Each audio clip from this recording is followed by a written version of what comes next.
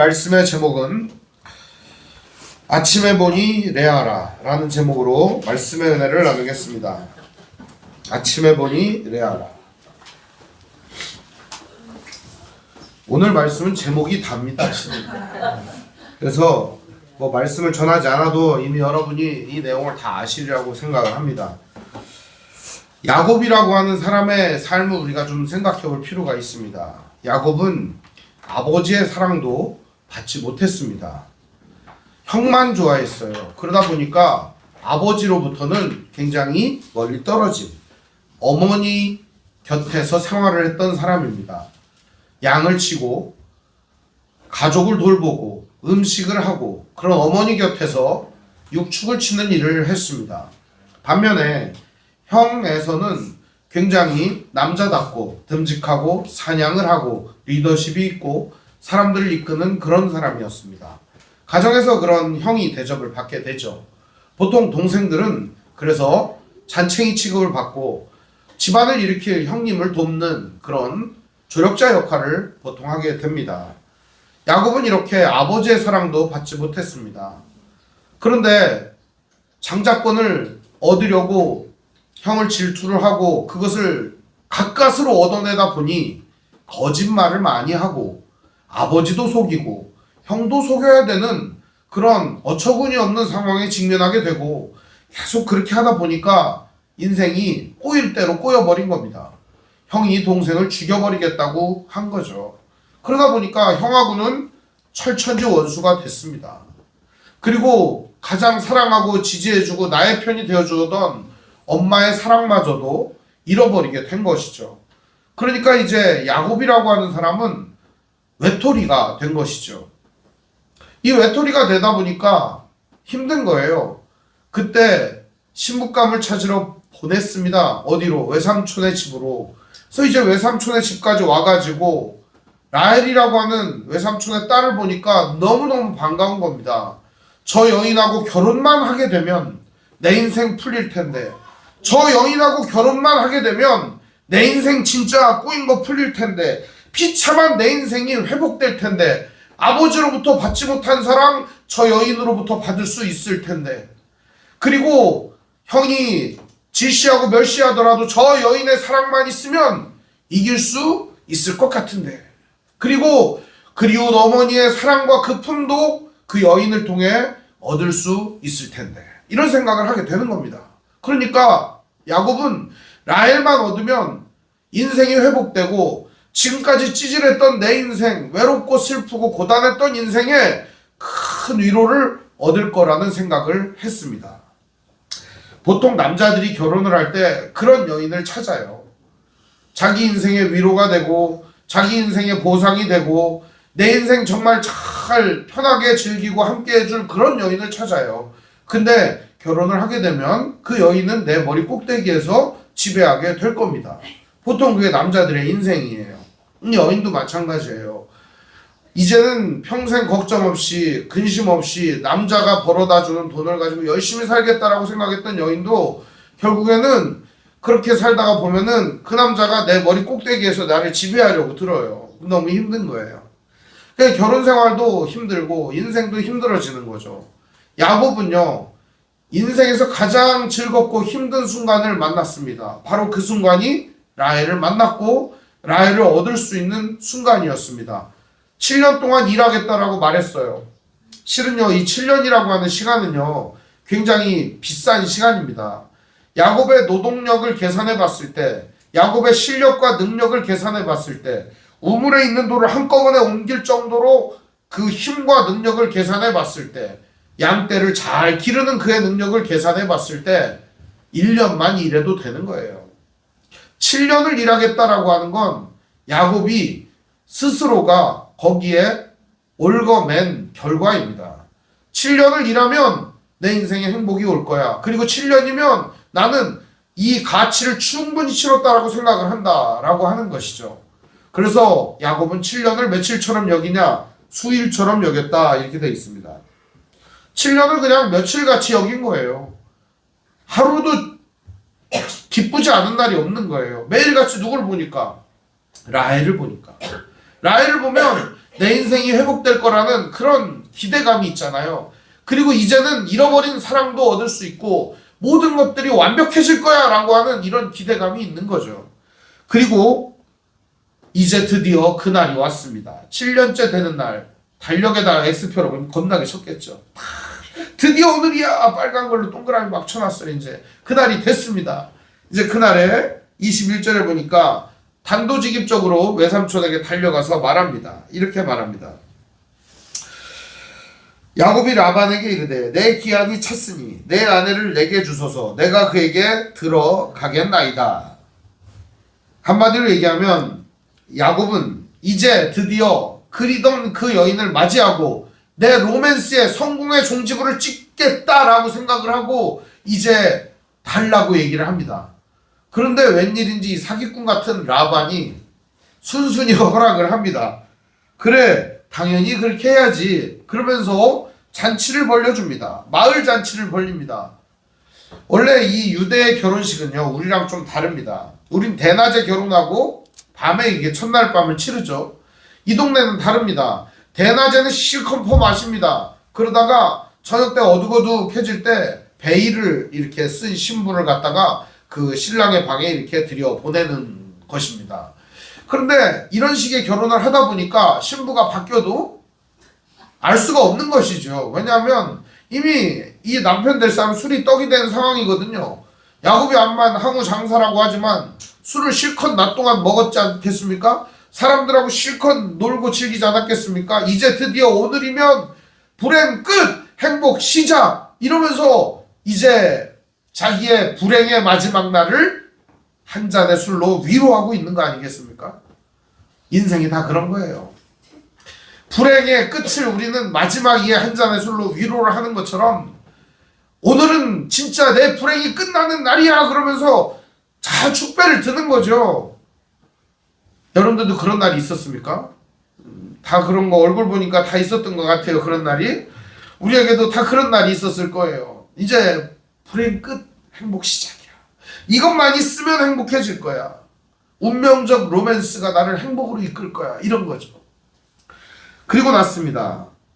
저녁에 이제 라반의 행동을 우리가 보면은 매우 경악스러운 행동을 하고 있습니다. 23절에 보면 저녁에 그의 딸 레아를 야곱에게로 데려가며 야곱이 그에게로 들어가니라.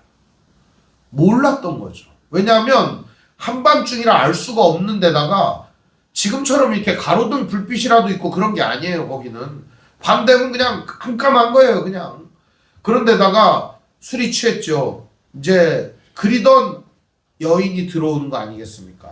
내 사랑하는 아내 라헬이 들어오는 거 아닙니까? 이 가릴 것도 없어요. 그냥 이제 자는 거예요. 이제 자 그런데 라반이 그의 여종 실바를 그의 딸 레아에게 시녀로 주었다는 말이 들어있습니다. 이 얘기는 앞으로 일어날 여러 가지 일들에 대한 복선을 깔고 있는 거예요. 창세기가. 얘기가 여기서 끝나는 게 아니라는 거예요. 이 얘기가 굉장히 복잡한 복선을 깔고 있다라고 하는 것을 보여주는 거예요. 그래서 힌트를 주는 거예요. 힌트를 던져주는 거예요. 이제 앞으로 이 실바라고 하는 여인을 통해 일어날 놀라운 일이 있다. 그걸 알려주는 겁니다. 이제 야곱이 아침에 눈을 뜨고 일어납니다. 눈을 뜨고 딱 일어나 보니까 누가 있어요? 아침에 보니 레아라.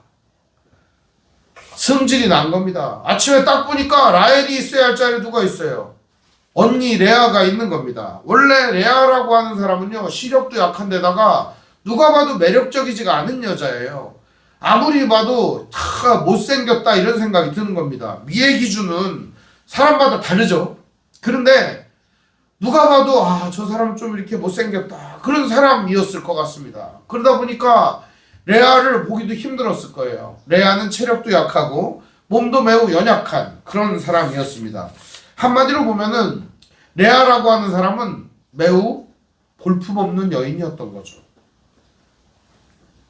야곱은 이제 성질이 납니다. 그러면서 불같이 화를 내며 외삼촌에게 갑니다. 분노에 치를 떨고 불을 떨면서 가는 거죠. 어떻게 이런 일을 벌이십니까? 그러면서 승질을 내는 거죠. 라반은 매우 여유가 있습니다. 25절에 보면 야곱의 모습이 이렇게 나와 있습니다. 외삼촌이 어찌하여 내게 이같이 행하였나이까. 이런 말로는 부족해요. 여기에 온갖 쌍욕이 들어가면서 온갖 승질이 들어가면서 이 얘기가 나오는 거죠. 내가 라헬을 위하여 외삼촌을 섬기지 아니하였나이까. 외삼촌이 나를 속이시면 어찌 됨이니까. 내가 라헬을 위해서 일하지 않았습니까? 근데 어째 나를 속입니까? 이 말은요, 야곱의 인생의 최대의 어떻게 보면은 가장 큰 실패를 맛보는 날이었습니다. 오늘 우리의 인생이 저는 이것과 같다고 생각해요. 내가 외삼촌을 섬기지 않았습니까? 라헬을 위해서 일하지 않았습니까? 이 말이 우리 인생에 해당되는 말이에요. 내가 승진을 위해서 일하지 않았습니까? 내가 이 결과를 얻기 위해서 일하지 않았습니까? 내가 이 성공을 얻기 위해 일하지 않았습니까? 내가 이렇게 많은 사람들 앞에서 최고가 되기 위해 일하지 않았습니까? 내가 이 결과를 얻기 위하여 열심히 애쓰지 않았습니까? 그런데 내게 주어진 건 왜 레아냐고요? 이런 말이죠. 우리 인생은요, 언제나 아침에 일어나 보면 늘 레아입니다. 이 인생이에요, 여러분. 너무 실망하지 마세요. 우리 인생은 아침에 일어나 보면 라헬이 아니에요. 늘 레아예요. 그러니까 실망 안 해도 됩니다. 그런데 그걸 모르니까 처음 실패할 땐 어때요? 마음이 너무 아프고 괴로운 거죠. 아침에 일어났는데 내가 원하던 결과가 아니에요. 아침에 일어났는데 내가 뜻하는 바가 아니에요. 내 인생을 아무리 갈고 닦고 애를 써서 갈아 넣어도 내가 원하는 결과가 안 나올 때가 있다는 거예요. 그럼 여러분 그럴 때는 어떡합니까? 바로 이 야곱과 같은 분노와 절망감에 치를 떨게 되는 것입니다. 힘이 드는 거예요, 인생이. 이때부터는 좌절과 열망 뭐 이런 게 그냥 인생 될 대로 되라 그래서 하는 겁니다. 그냥 엄청 힘든 거죠. 이런 일들이요, 인생에서 비일비재하게 계속 일어나요. 얼마나 많이 일어나는지 모릅니다. 매일 일어날 거리 아마 매일 우리의 인생은 이런 것의 연속일 거예요. 근데 그때 라반은 매우 여유있게 이야기를 합니다. 26절이죠. 우리 같이 읽어볼까요? 시작. 라반이 이르되 언니보다 아우를 먼저 주는 것은 우리 지방에서 하지 아니하는 바이라. 라반은요, 비아냥거리면서 얘기합니다. 그것도 몰랐어? 우리 지방에서는 말이야, 동생 먼저 가는 경우는 없어. 언니가 먼저 가야지. 야, 왜 라헬이 시집을 못 갔겠냐? 그렇게 예쁘고 착하고 능력 많은 그렇게 인기 좋은 신부감이 왜 시집을 못 갔겠냐? 레아 때문에 못 간 거야. 먼저 가야 될 거 아니야. 레아가. 그래야 라헬이 갈 거 아니냐. 네가 레아를 데리고 갔구나. 이렇게 얘기를 하는 거죠. 어쩌면 저는 이 말이 라반이 자기의 근심과 문제를 야곱이 해결해 주었다라고 하는 이야기로 들립니다. 라반도 실은 근심거리였어요. 왜냐하면 지금 딸을 잘 키웠습니다. 이제 딸을 갖다가 팔고 지참금을 얻어야 돼요. 그래서 이제 라헬을 갖다가 팔아야 되는데, 판다는 표현이 좀 그렇긴 한데, 옛날에는 딸을 이렇게 보내고 지참금을 얻었어요. 그것이 그 산업의 기반이 되기도 했습니다. 그러다 보니까 라헬을 보내고서 돈을 얻어야 되는데 라헬이 못 가요. 인기가 그렇게 좋은데 동네 사람들이 다 군침을 흘리고 있는데 안 가요. 왜 그랬을까요?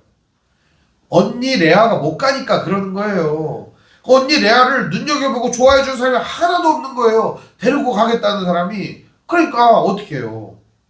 이번에 패키지로 끼워 팔자 이런 생각이 드는 겁니다. 그래서 이번에 아주 작심하고 속인 것이죠. 그래놓고 이렇게 말을 합니다. 이 라반의 이야기예요. 이를 위하여 27절 7일을 채우라. 우리가 그도 내게 주리니 내가 또 나를 7년 동안 섬길지니라. 7일 채워. 그러면 지금 야곱은요, 레아를 위해서 7년을 일하고 싶겠어요? 7일도 일하고 싶지 않아요. 단 하루도 일하고 싶지 않아요. 근데 지금까지 일한 건 누구를 위해서 일한 거예요? 레아를 위해서 일한 거예요. 그러니까 너에게 지금 일한 건 레아를 위하여 일한 거다. 이렇게 얘기를 하는 겁니다. 7년을 또 채워라. 그러면 라헬을 주겠다. 지금까지 네가 일한 거는 레아를 위해 일한 거다. 그러니까 우리가 라헬을 보고 열심히 일하는 거예요. 우리 인생은 이 내가 원하는 결과를 얻기 위해서 열심히 일하는 거예요. 그래서 원하는 결과를 위해서 열심히 일했는데 결론이 레아입니다. 그랬더니 세상은 우리에게 이렇게 말하는 거예요. 지금까지 일한 거는 전초전이었어. 이제 앞으로 더 열심히 일하면 이제는 라헬을 진짜 얻을 수 있을 거야.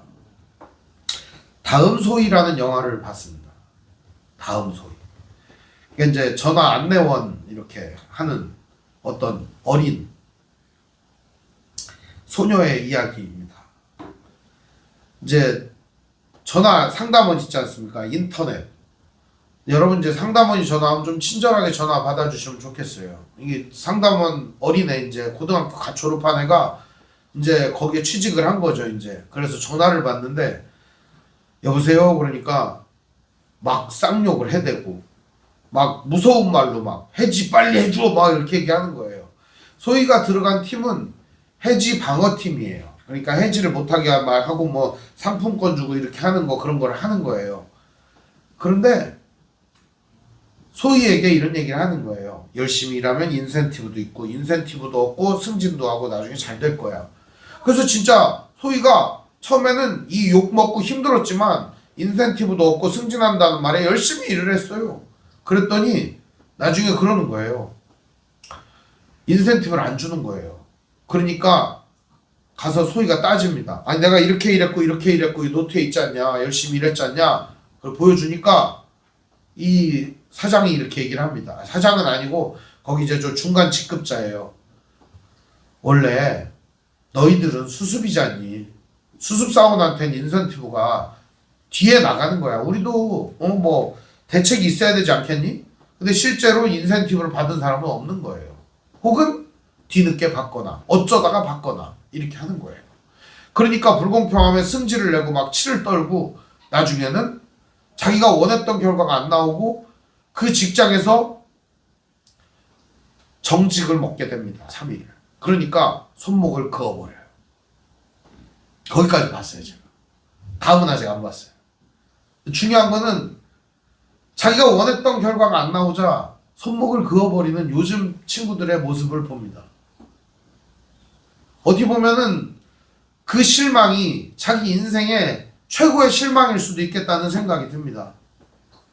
여러분들도 여러분이 원하는 결과가 나오지 않으면 화가 얼마나 머리끝까지 나서 정말 내 인생 정말 어떻게 되든 상관없다 이런 생각이 들 수 있지 않겠습니까? 오늘 지금 야곱의 입장이 그런 겁니다. 이 로맨스만 완성된다면 내 인생이 진짜 위로받고 내 인생이 정말 성공할 텐데 그런 생각을 가지고 7년을 며칠처럼 여기면서 일했습니다. 결과가 뭐예요? 7년을 더 하라는 겁니다. 우리에게 이런 가혹한 결과가 나타나면 미칠 겁니다. 그런데 수긍하지 않을 수가 없었어요.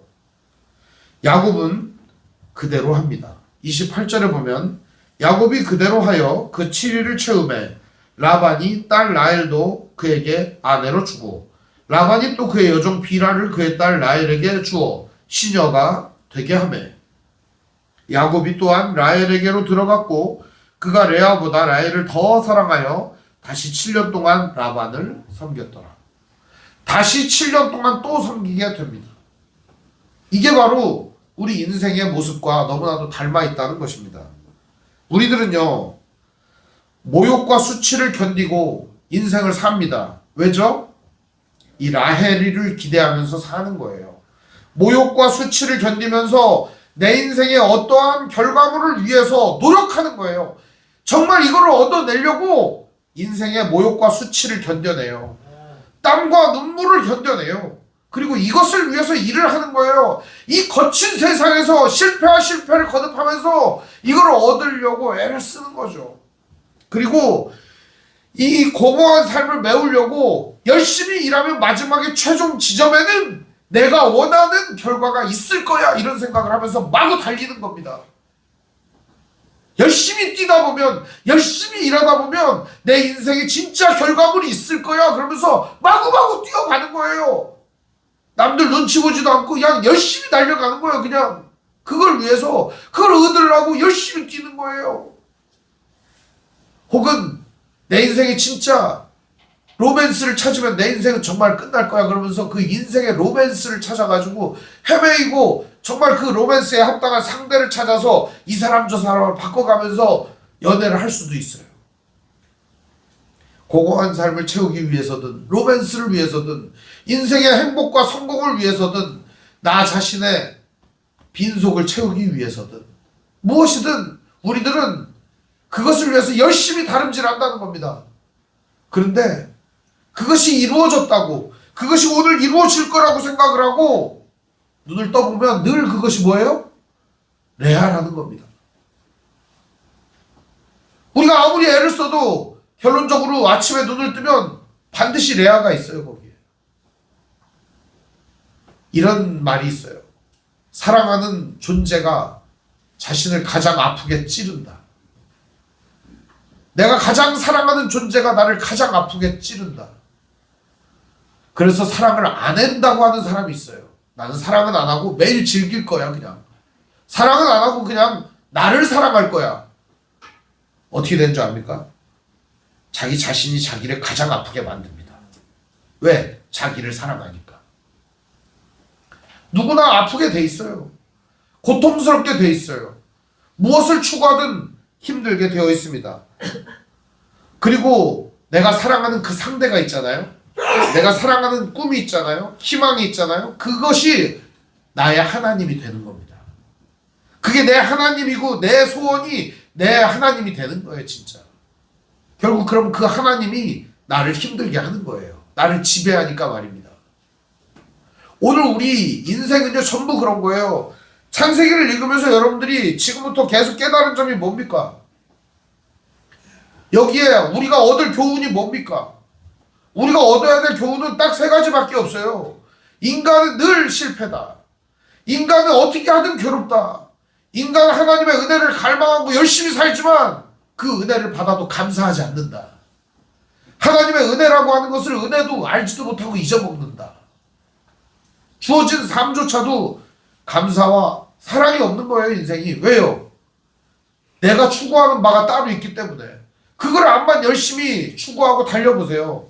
결론적으로 만족이 없는 거예요. 인생은 그런 겁니다. 그럼 오늘 이 말씀을 통해 우리가 뭘 보면 좋겠어요?